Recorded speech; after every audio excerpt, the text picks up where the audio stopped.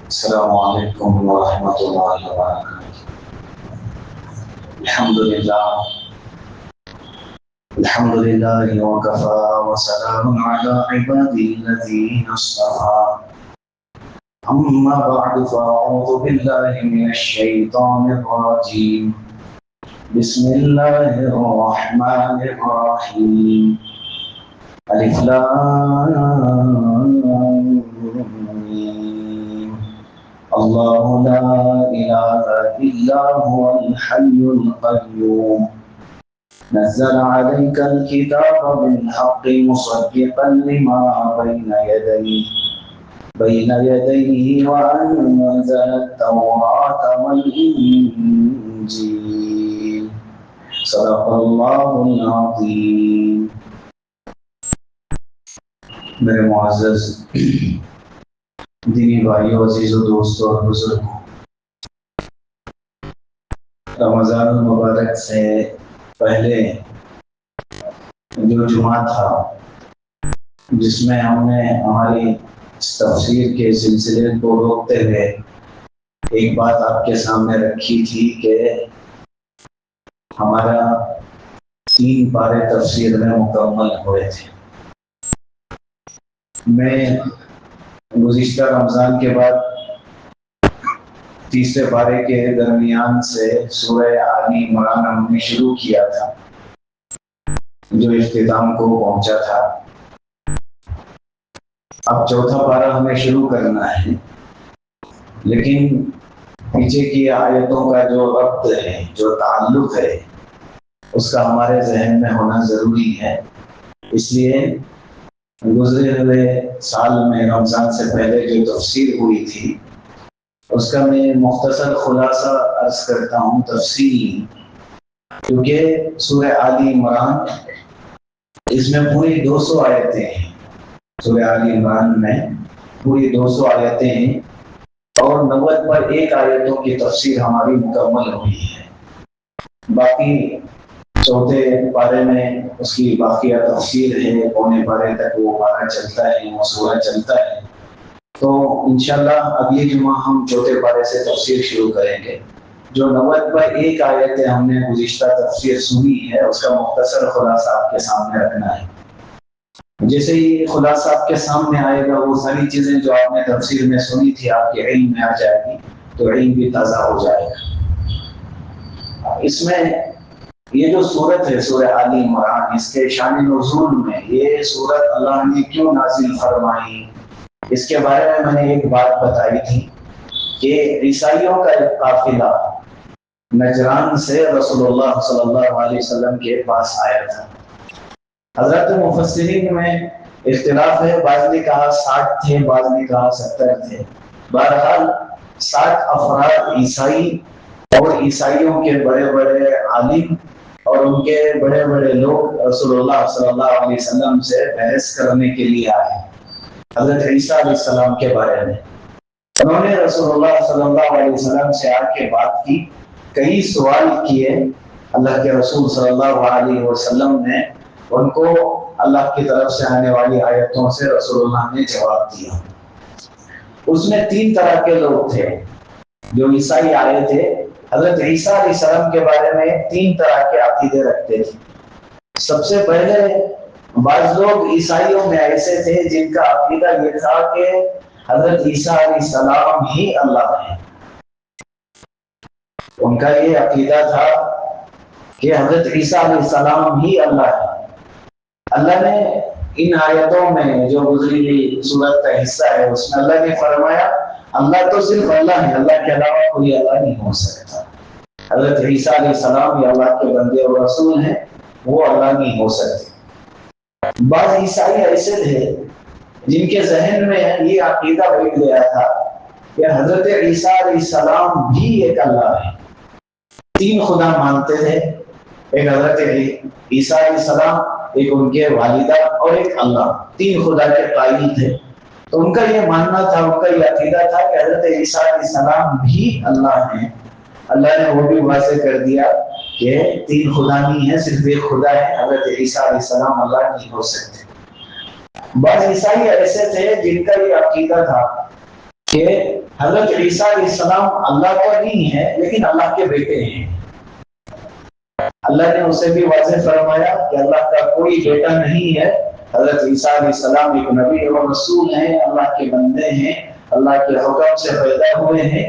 اس میں اللہ کے بیٹے ہونے کا سوال ہی پیدا نہیں ہوتا. اللہ نے آیتیں اتاری اور اس کی وضاحت گزشتہ ہمارے درمیان میں آئی. سورہ بقرہ میں ایک چیز میں نے آپ کے سامنے رکھی تھی کہ دو چیزیں ہیں سورہ بقرہ میں. ایک یہودیوں کی تربیت کرنا، اصلاح کرنا، خاص زیادہ تر یہودیوں کا ذکر ہے سورہ بقرہ میں. اور دوسری بات مسلمانوں کو احکام دینا، ضروری جو اللہ کے حکم ہے وہ مسلمانوں کو دینا. ایسے ہی سورہ آل عمران میں بھی دو چیزیں ہیں. سب سے پہلی چیز عیسیٰ علیہ السلام کو ماننے والے جو ان کے کچھ غلطیاں تھیں ان کی اصلاح کرنا، جسے ہم کرسچنز کہتے ہیں، عیسائی نصارہ، ان کی جتنی غلطیاں ہیں، کوتاہیاں ہیں، اسے درست کرنا. اس صورت میں دو چیزیں ہیں. اور دوسری چیز مسلمانوں کے لیے ضروری احکام.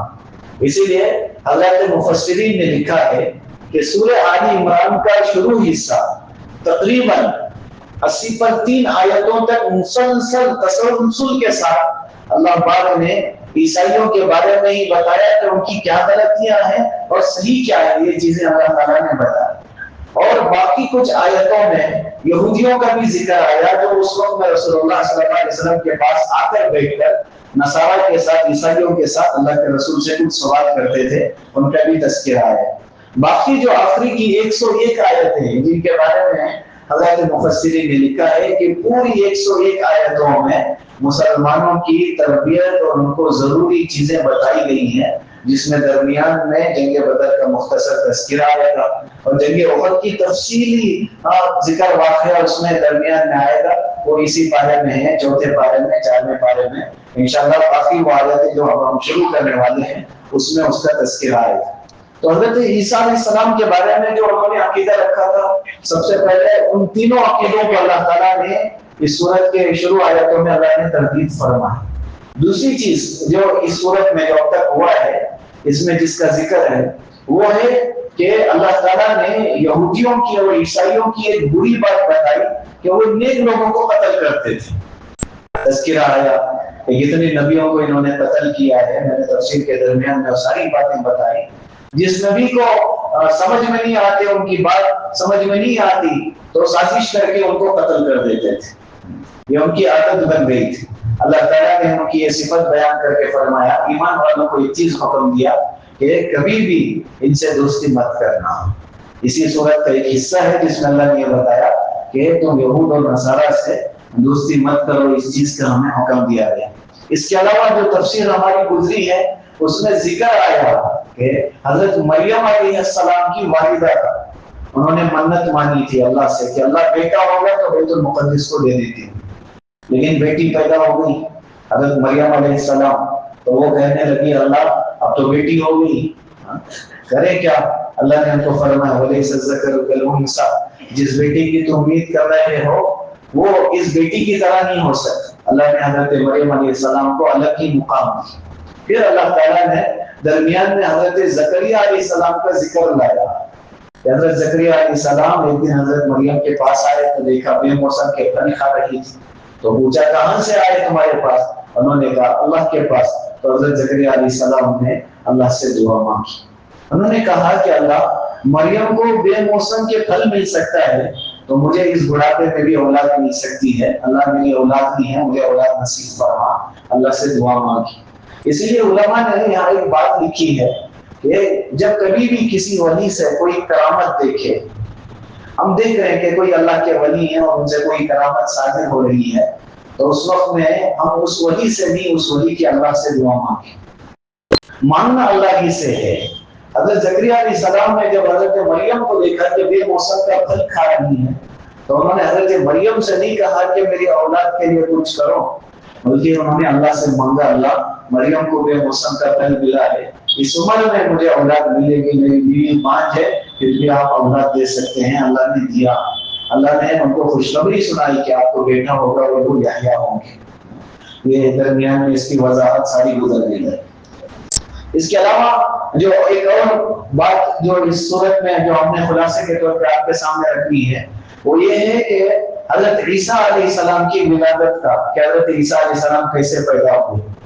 سوال بہت تھا کیونکہ وہ اللہ کے بیٹے مانتے تھے، تو وہ کہتے تھے کہ باپ نہیں ہے تو ان کا باپ کون ہے. ان کا سوال یہ تھا کہ حضرت عیسیٰ علیہ السلام کا باپ کون ہے؟ کوئی نہیں ہے تو اللہ ہی ہوا. تو اللہ نے آیت اتار کے بتایا کہ کس ترتیب سے اللہ تعالیٰ نے حضرت عیسیٰ علیہ السلام کی ولادت فرمائی.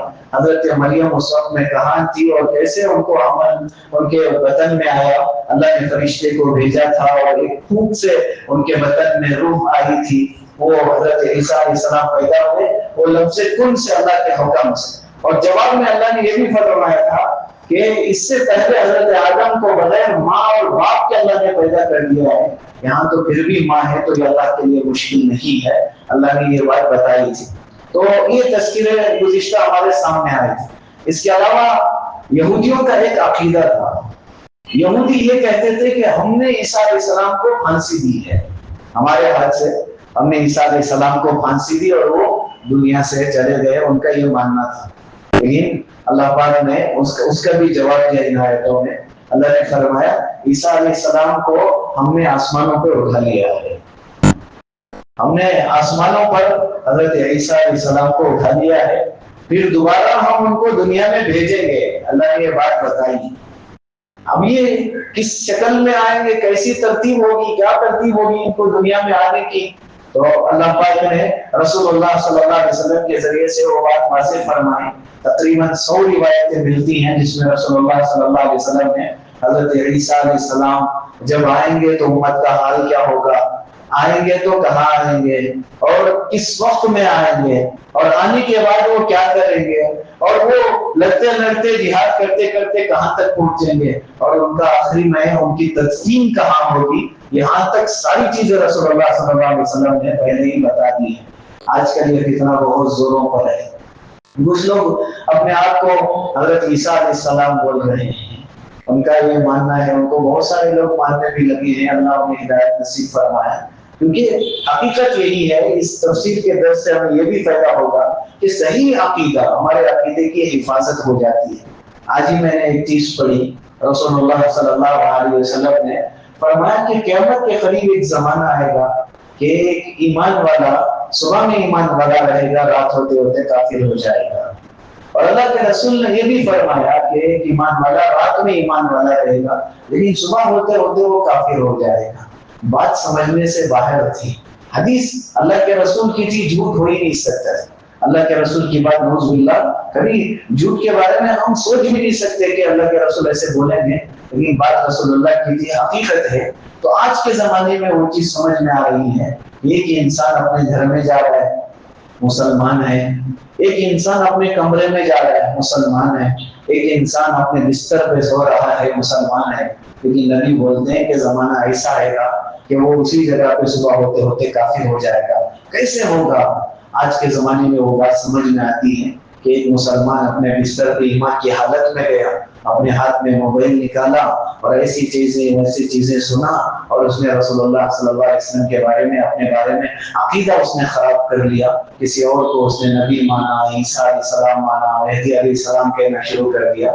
اپنے بستر پہ ہوتے ہوئے بھی وہ کافر ہو جائے گا. اس کا ایمان اس کے پاس سے چلا جائے گا. یہ بات رسول اللہ صلی اللہ علیہ وسلم نے ہمیں بہت پہلے ہی اللہ کے رسول نے اس کی رہبری فرمائی. تو اس لحاظ سے اللہ تعالیٰ نے حضرت عیسیٰ علیہ السلام کے بارے میں یہودیوں کی جو بات ہے کہ یہودی کہتے تھے ہم نے سولی چڑھائی تھی، اللہ نے اس بات کو واضح فرمائی کہ وہ عیسیٰ علیہ السلام نہیں تھے. سب سے پہلا انسان جو حضرت عیسیٰ کو قتل کرنے کے لیے اندر گیا تھا، اسی کو اللہ نے عیسیٰ علیہ السلام کے مشابہ بنا کے اس کے حوالے کر دیا. حضرت عیسیٰ علیہ السلام کو آسمانوں پہ اٹھا لیا گیا ہے. اللہ دوبارہ ان کو دنیا میں روانہ کریں گے. یہ قیامت کے قریب دنیا میں آئیں گے. رسول اللہ صلی اللہ علیہ وسلم نے اس کی بشارت دی. اور اس صورت میں جتنی آیتیں ہم نے پڑھی ہیں اس میں اللہ تعالیٰ نے ہمیں یہ بھی بتایا کہ حضرت عیسیٰ علیہ السلام کے بارے میں یہودیوں کا جو عقیدہ ہے وہ بالکل غلط ہے، وہ غلط عقیدہ ہے. اللہ تعالیٰ نے ان ساری چیزوں کا ہمیں رہبری فرمایا.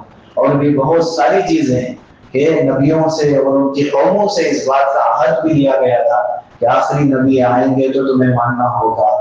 جو قافلہ رسول اللہ کے پاس آیا تھا، ان کے سامنے رسول اللہ نے یہ ساری چیزیں رکھی. اس سے پہلے تم سے اس بات کا وعدہ دیا گیا ہے کہ آخری نبی پر تمہیں ایمان لانا ہوگا.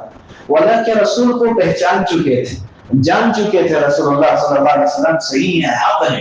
لیکن میں نے پہلے بھی بتایا تھا، صرف دنیا کے عہدوں کے قاتل اور صرف مال کے جو تحفے تحائف ان کو عیسائی بادشاہوں کی طرف سے آتے تھے، ان کے خاطر انہوں نے اللہ کے رسول صلی اللہ علیہ وسلم کو رسول ماننے سے انکار کر دیا. ایک بات درمیان میں یہ بھی آئی تھی کہ اللہ کے رسول نے ان کو مباہلے کی دعوت دی.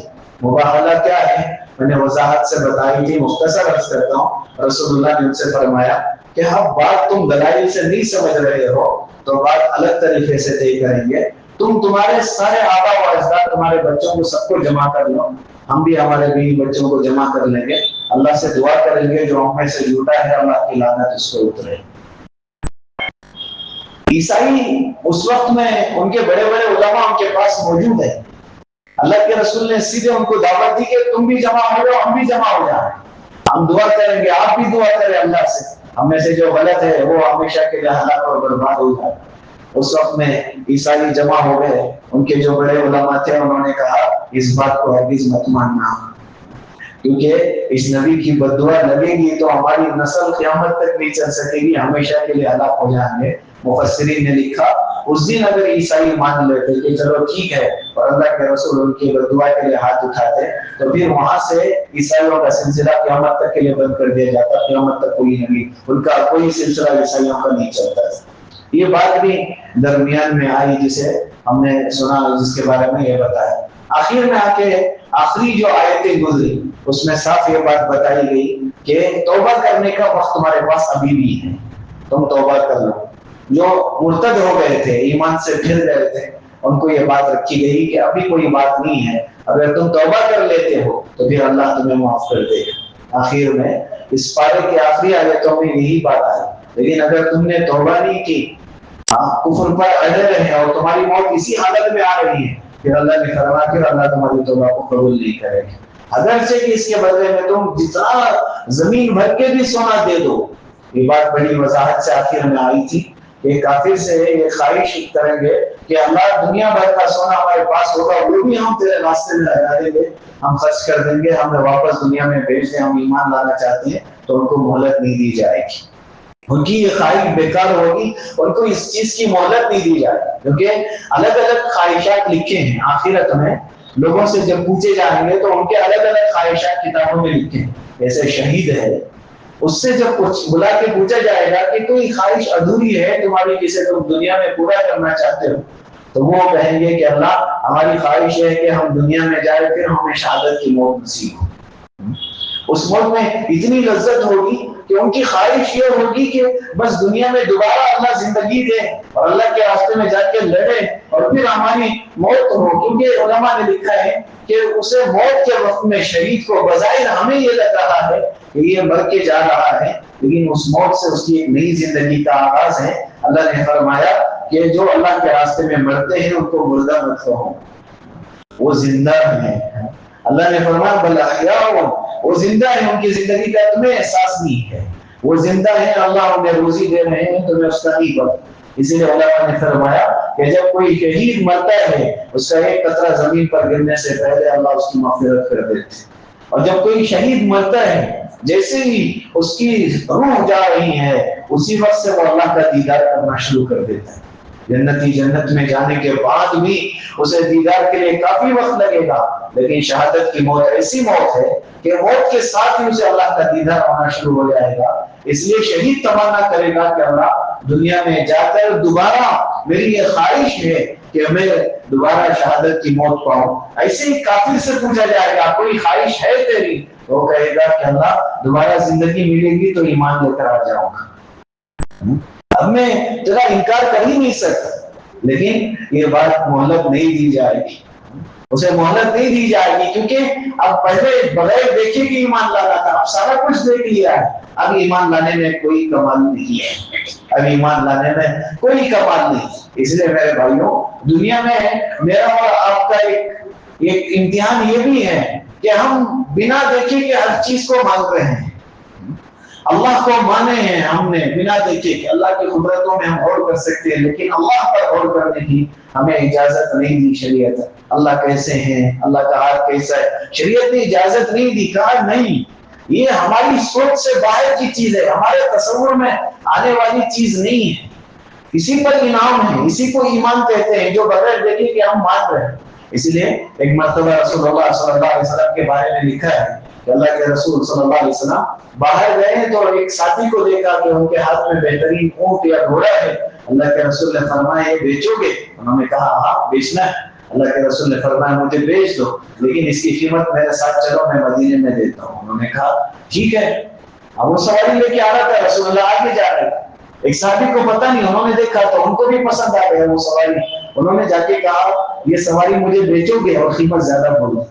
تو بیچنے والے کا ارادہ بدل گیا، اس نے اللہ کے رسول اللہ سے معاملہ کیا تھا، اس نے اللہ کے رسول سے معاملہ کر لیا تھا کہ یہ آپ کو میں بیچ رہا ہوں، مدینے میں پیسے دے دے رہا ہوں۔ اب جب اسے پیسے زیادہ ملنے لگے تو اس نے اپنا معاملہ توڑ لیا، اس نے رسول اللہ سے فرمایا میں نے آپ سے کوئی معاملہ نہیں کیا ہے۔ اللہ کے رسول نے فرمایا کیسی باتیں کر رہے ہو، ابھی تو تم نے کہا کہ مدینے میں پیسے لے لو گے، اسی لیے تو میرے پیچھے آ رہے تھے۔ انہوں نے کہا کوئی گواہ ہے تمہارے پاس؟ یہ صرف رسول اللہ صلی اللہ علیہ وسلم اور اس کے درمیان کی بات تھی۔ انہوں نے کہا، اس نے کہا کہ کوئی گواہ ہے تمہارے پاس کہ میں نے تم سے یہ معاملہ کیا ہے؟ اللہ کے رسول خاموش تھے، صحابہ کا مجمع وہاں موجود تھا، وہ بار بار پوچھ رہا تھا کوئی گواہی دے گا ان کی طرف سے؟ تو ایک صحابی کھڑے ہو گئے، انہوں نے کہا میں گواہی دیتا ہوں کہ تم نے یہ بات رسول اللہ سے کہی ہے۔ اللہ کے رسول صلی اللہ علیہ وسلم نے ان سے پوچھا کہ تم تو اس وقت میں موجود نہیں تھے، حضرت خزامہ ان کا نام لکھا ہے کہ تم تو اس وقت میں موجود نہیں تھے لیکن تم گواہی دے رہے ہو کہ میں نے یہ بات کہی ہے۔ انہوں نے کہا رسول اللہ ہم نے اللہ کو بھی نہیں دیکھا، آپ نے کہا تو ہم نے مان لیا، ہم نے جنت کو بھی نہیں دیکھا، آپ نے کہا جنت ہے ہم نے مان لیا، آپ نے کہا جہنم ہے ہم نے مان لیا، آپ نے کہا فرشتہ ہم نے مان لیا، ہم نے دیکھا ہی نہیں، آپ کی بات پر اتنا یقین ہے رسول اللہ، جو آسمان اور کی اوپر کی چیزیں آپ بتا رہے ہم اسے ماننے کو تیار ہیں، یہ تو دنیا کی بات ہے، اس میں آپ کیسے بول سکتے ہیں؟ اس لیے میں نے یقین سے کہہ دیا کہ آپ نے یہ بات کہی ہے۔ رسول اللہ نے فرمایا جب بھی کسی سے گواہی لو تو پھر اکیلے گواہی کا اعتبار نہیں ہے، دو لوگوں سے گواہی دینا ضروری ہے، لیکن میرا یہ صحابی اکیلا دو کے برابر ہے۔ اللہ کے رسول نے ان کے بارے میں فرمایا تھا یہ اکیلا ہی دو کے برابر ہے، اس صحابی کی خصوصیت رسول اللہ صلی اللہ علیہ وسلم نے فرمائی تھی۔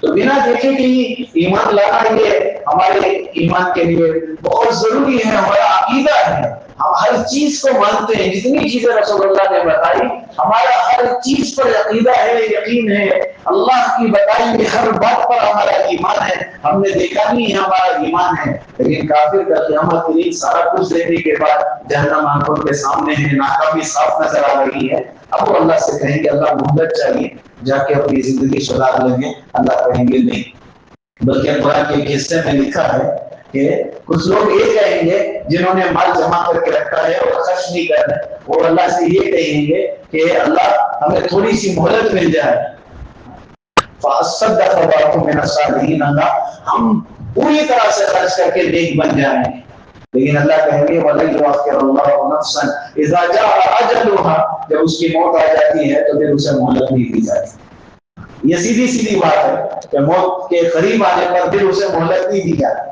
اس لیے موت کے سلسلے میں لکھا ہے کہ اللہ نے فرمایا اذا جاء اجلهم لا يستأخرون ساعة ولا يستقدمون، کبھی ایسا ہوگا ہی نہیں کہ جس کی موت آ رہی ہے وہ تھوڑا پہلے آ گئی یا بعد میں آئے گی، ایسا نہیں ہے۔ اللہ نے فرمایا ایک ساعت کے لیے بھی وہ تاخیر اور تقدیم نہیں ہوگی۔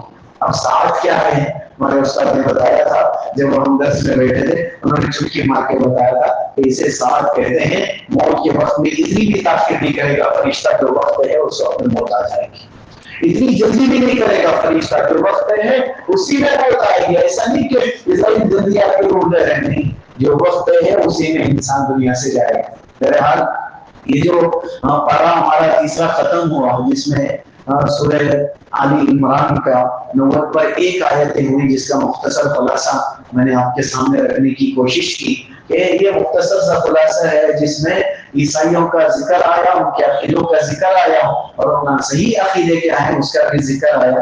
آگے جو چیزیں ہیں اس میں ایمان والوں کے لیے ضروری احکام ہیں، آپ سے درخواست ہے الحمدللہ آج پہلا جمعہ ہے تفسیر کا رمضان کے بعد آپ لوگ شاید انتظار میں تھے ہوں گے کہ تفسیر کب شروع ہوگی آپ بیٹھ گئے دل سے دعا ہے اللہ تعالیٰ آپ لوگوں کو جزائے خیر نصیب فرمائے تسلسل سے پابندی کے ساتھ چاہے جتنا بھی ہمارا مشغلہ ہو کیونکہ آگے کی جو 100 سے زائد جو آیتیں ہیں 109 یا 110 آیتیں جو آگے کی بارے میں ہمیں ملنے والی ہیں اس میں اللہ ایمان والوں کو کچھ ضروری باتیں بتانا چاہتا ہے وہ چیزیں اللہ نے نازل فرمائی جو ایمان والے کا جاننا ضروری ہے تو وہ چیزیں ہمیں جان کر رکھنا بہت ضروری ہے کیونکہ ایمان والا ایمان کو جانے بغیر کیسے ایمان والا ہو سکتا ہے ایک اللہ سے محبت کرنے والا اللہ کو جانے بغیر کیسی محبت کرے گا ایک رسول اللہ سے محبت کا دعویٰ کرنے والا رسول اللہ کو جانے بغیر کیسے رسول اللہ سے محبت کرے گا وہ ساری چیزیں الحمدللہ ہمارے اس مختصر سے درس میں آپ کو ملے گی آئندہ جو جمعہ ہے باقاعدہ 4واں پارے کی پہلی آیت سے باقاعدہ ہم اسے شروع کریں گے آپ سے درخواست ہے اپنے دوست و احباب کے ساتھ شرکت فرمائیں اللہ سے دعا ہے اللہ ہمیں ان کی توفیق نصیب فرمائے مزید ایک اعلان آپ کے درمیان میں جیسے بتایا گیا تھا رمضان میں 26ویں میں ہم نے یہ بات رکھی تھی کہ جمعہ کا جو پہلی تفسیر ہوگی اسی دن سے ہماری کلاس بھی شروع ہوگی جو بالغان کی کلاس ہے اسی دن سے ہمارے داخلے شروع ہوں گے ساتھی شاید داخلے والے پہنچے بھی ہوں گے یا کل پرسوں میں پہنچیں گے یا جو دوست احباب آپ سے جنہوں نے بتایا تھا ان سب سے بتا دے کہ ہماری کلاس باقاعدہ شروع ہونے والی ہے اس میں شروع سے جمنے سے فائدہ یہ ہوگا کہ مسائل ایک ترتیب سے شروع ہوتے ہیں غسل کے مسائل شروع ہوتے ہیں ہمارے کہ غسل کب فرض ہوتا ہے اور کب واجب ہوتا ہے اور کب سنت غسل کرنا ہے اور کب غسل کرنا مستحب ہے اس طریقے سے مسائل کی شروعات ہماری ہوتی ہے اس کے بعد وضو پہ جاتے ہیں پھر نماز پہ آتے ہیں پھر نماز کی مشق ہوتی ہے تو شروع سے اگر جڑ گئے تو ہمارا ایک مسئلہ بھی ہم سے نہیں چھوٹے گا علم کے بارے میں آپ کے سامنے میں ایک بات رکھوں کہ کسی بھی دن اور رات میں علم کا ایک باب سیکھ لینا مسائل کا ایک باب سیکھ لینا 1000 رکعت پڑھنے سے بھی افضل ہے ہمیں موقع مل رہا ہے کہ روزانہ ہم رات میں بیٹھے پہلے تو اللہ کا کلام سیکھیں دوسرا ہماری زندگی کے لیے کوئی ضروری باتیں وہ بھی ہمارے سامنے آئے گی تیسری بات مسائل جو ہماری زندگی کے لیے سب سے ضروری چیزیں وہ ہمارے سامنے آئے گی چوتھی چیز ہماری نماز درست کرنے کی ہمیں فکریں ہوگی ساتھیوں سے درخواست ہے دعا کے بعد جس کسی کو بھی ہمارے اس مکتب سے جڑ جانا ہے وہ باہر کے حصے میں ہمارے ساتھی بیٹھیں گے ہمارے شاگرد احباب ان کے ساتھ آپ بھی تشریف رکھے مختصر سی کارگزاری لیں گے اس کے بعد اس کارگزاری میں آپ کو کتنا پڑھنا آتا ہے وہ دیکھا جائے گا پھر وہ آپ جو پڑھے ہیں وہ اگر صحیح ہے تو آگے چل جائیں گے ایسا نہیں کہ پڑھنا صحیح آ رہا ہے پھر بھی آپ کو اسی جگہ پہ روک کر رکھا جائے گا ایسا نہیں ہوگا جو آپ پڑھنا جانتے ہیں اگر وہ صحیح ہے قرآن ہو یا کوئی اور چیز تو آپ کو وہاں سے آگے بڑھا دیا جائے اگر آپ کو ناظرہ قرآن پاک سے آتا ہے اچھے ترتیب سے آتا ہے تو آپ کو حفظ شروع کرا دیا جائے جیسے مثال سے ہمارے یہ بھائی ہیں الحمدللہ ان کا ناظرہ بڑا مضبوط تھا تو انہوں نے گزشتہ حفظ شروع کی تو حفظ شروع کر کے الحمدللہ ان کے 2 پارے مکمل ہوئے حفظ میں 2 پارے مکمل ہوئے اس طرح ساتھی اگر کوئی ہے جن کا ناظرہ مضبوط ہے تو ان کو نورانی قاعدے سے نہیں دیا جائے اور جو کوئی قرآن پڑھنا چاہتے ہیں اگر صحیح نہیں ہے تو تھوڑے دن میں ان کی تجوید صحیح کر کے پھر ان کا قرآن باقاعدہ ترتیب سے شروع کر دیا جائے گا ساتھیوں سے درخواست ہے جو بھی ساتھی اب اس وقت میں ارادے کر کے ہیں یا آئندہ آنے کا ارادہ ہے تو وہ دعا کے بعد باہر کے حصے میں تشریف رکھے یا ہمارے ساتھی بیٹھتے ہیں انشاءاللہ ایک ترتیب بنا دی جائے گی اللہ سے دعا ہے اللہ تعالیٰ آپ کے جذبات کو قبول فرمائے الحمدللہ رب العالمین اللهم صل على سيدنا وشفيعنا حبيبنا مولانا محمد وبارك وسلم اللهم لا سهل الا ما جعلته سهلا وانت تجعل الحزن سهلا اذا شئت اللهم انا نجعلك في نحورهم ونعوذ بك من شرورهم اللهم انك عفو كريم تحب العفو فاعف عنا يا كريم لا اله الا انت سبحانك انا كنا من الظالمين ربنا ظلمنا انفسنا وان لم تغفر لنا وترحمنا لنكونن